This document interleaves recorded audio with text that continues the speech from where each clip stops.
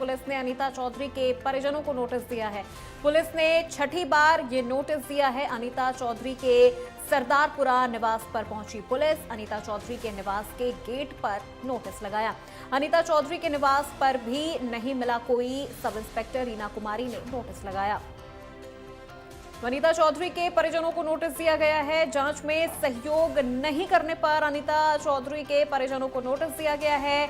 जब sub inspector Reena कुमारी उनके घर पहुंची नोटिस लेकर, तब वहां पर अनीता चौधरी के परिजनों में से कोई भी वहां पर मौजूद नहीं था, जिसके बाद पुलिस ने वो नोटिस घर के बाहर ही चस्पा कर दिया है। अनीता चौधरी के सरदारपुरा निवास पर पहुंची पुलिस और जांच में सहयोग नहीं करने पर अनीता चौधरी के निवास के गेट पर ही ये नोटिस लगा दिया गया है। जोधपुर से ये बड़ी खबर आ रही है सामने। ब्यूटिशियन अनीता चौधरी हत्याकांड से जुड़ी ये बड़ी अपडेट। सब इंस्पेक्टर रीना कुमारी ने अनीता चौधरी के आवास के गेट पर ही ये नोटिस लगाया है। आपको बता दें कि छठी बार ये नोटिस अनीता चौधरी के परिवारजनों को दिया जा रहा है। अधिक जानकारी के साथ संवाददाता ललित परिहार हमारे साथ फोन लाइन पर जुड़ चुके हैं। ललित, आखिर परिवार सहयोग क्यों नहीं कर रहा है? जिस तरह से लगातार परिवार की तरफ से मुआवजे की मांग की जा रही है, शव का भी अंतिम संस्कार नहीं किया गया है और ना ही जांच में कोई सहयोग किया जा रहा है। अपूर्वा, इस मामले में जो जांच चल रही है उसमें पुलिस कई बातें जानना चाहती है। उसमें जैसा कि पुलिस अधिकारियों ने बताया है कि वो जो घटना स्थल है, जो इसका ब्यूटी पार्लर है मृतका का, उस ब्यूटी पार्लर में जाकर जांच करना चाहते हैं। उसके अलावा जो और व्यक्तिगत सामान है मृतका का, उनकी जांच करना चाहते हैं ताकि उनको कोई क्लू मिले और वो आगे इस मामले में बढ़ सके, उनको हत्या का मोटिव पता चल सके। दूसरी तरफ जो पुलिस है वो चाहती है कि शव का अंतिम संस्कार करा दिया जाए। इतने दिनों से शव जो है वो मोर्चरी में फ्रीजर में रखा हुआ है। तो इस बारे में जब पिछली सरकार में इस तरह के कई मामले हुए थे, पिछली कांग्रेस की अशोक गहलोत सरकार में, तो उस समय एक कानून लाया गया था, एक अधिनियम लाया गया था और उसमें पुलिस उसमें जब अगर परिजन किसी मामले में अड़े रहें और आंदोलन कर रहे हों और शव का अंतिम संस्कार नहीं कराए, तो उसमें पुलिस और प्रशासन को ये पावर मिल जाती है कि वो उस शव का अंतिम संस्कार करा सकते हैं और इस मामले में वो परिजनों के खिलाफ केस भी दर्ज कर सकते हैं उस अधिनियम के तहत। पुलिस लगातार इसी दिशा में आगे बढ़ रही है। पुलिस खासतौर से हत्या का मोटिव जानना चाहती है, जबकि परिजन अड़े हैं कि उनको इस मामले में मुआवजा मिले। जो एक आश्रित है, जो मृतका का बेटा है, उसको सरकारी नौकरी दी जाए और पूरे मामले की सीबीआई से जांच कराने की मांग भी की जा रही है और अपनी इस मांगों पर वो लगातार अड़े हुए हैं और इस कारण से वो इस मामले में पुलिस का सहयोग नहीं कर रहे हैं। हालांकि कुछ सहयोग तो पुलिस का किया है, लेकिन पुलिस जिस तरह का सहयोग चाहती है पूरे मामले की गुत्थी को सुलझाने के लिए, वो सहयोग पुलिस के अधिकारियों का कहना है कि उन्हें नहीं मिल रहा है। अपूर्वा, बिल्कुल ललित, और देखिए छठी बार नोटिस दिया गया है। फिलहाल तो नोटिस घर के बाहर ही चस्पा कर दिया गया है। अब अगर इस नोटिस के बाद भी परिवार की तरफ से सहयोग नहीं दिया जाता है, तब आगे क्या कुछ कार्रवाई परिवार के खिलाफ होगी?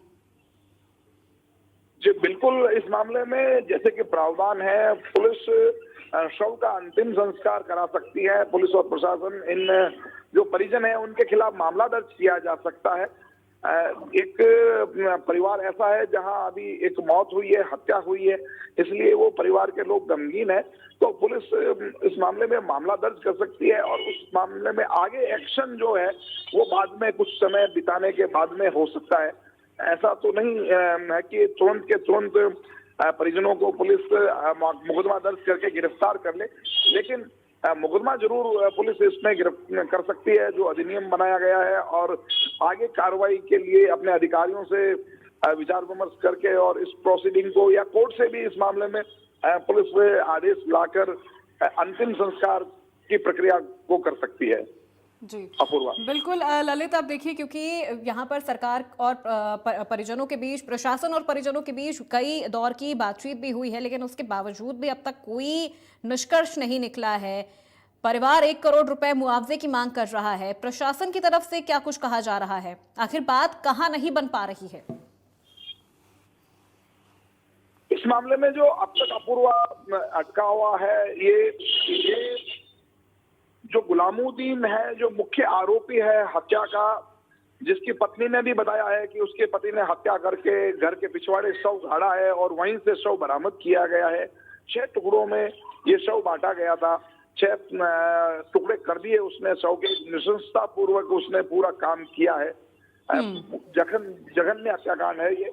इस मामले में गुलामुद्दीन के नहीं पकड़े जाने तक मामले की गुत्थी सुलझ नहीं रही है। क्या गुलामुद्दीन ने केवल लूट के इरादे से ही ये हत्या की है या इस मामले में कोई और बात भी है?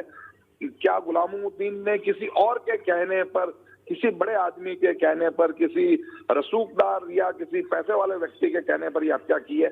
यहाँ मामला अटका हुआ है। इसीलिए लगातार जो है पुलिस इस मामले में अलग अलग लोगों से पूछताछ कर रही है। जो एक ऑडियो वायरल हुआ था जिसमें जब मृतका अनीता चौधरी गायब थी और उसकी गुमशुदगी दर्ज कराई गई थी, तो उसकी एक सहेली जो भी ब्यूटी पार्लर का काम करती है, सुमन उर्फ सुनीता सेन, उसने जो अनीता के पति मनमोहन को फोन करके आशंका जताई थी कि इस मामले में तैयब अंसारी नाम के एक प्रॉपर्टी व्यवसायी है, उनका कुछ गलत लगता है, वो उनसे बात करना चाहती है। सुमन उस बातचीत में ये भी कहती है कि अगर उसके साथ कुछ हो जाता है 4-5 दिन में, इसके लिए तैयब को जिम्मेदार माना जाए।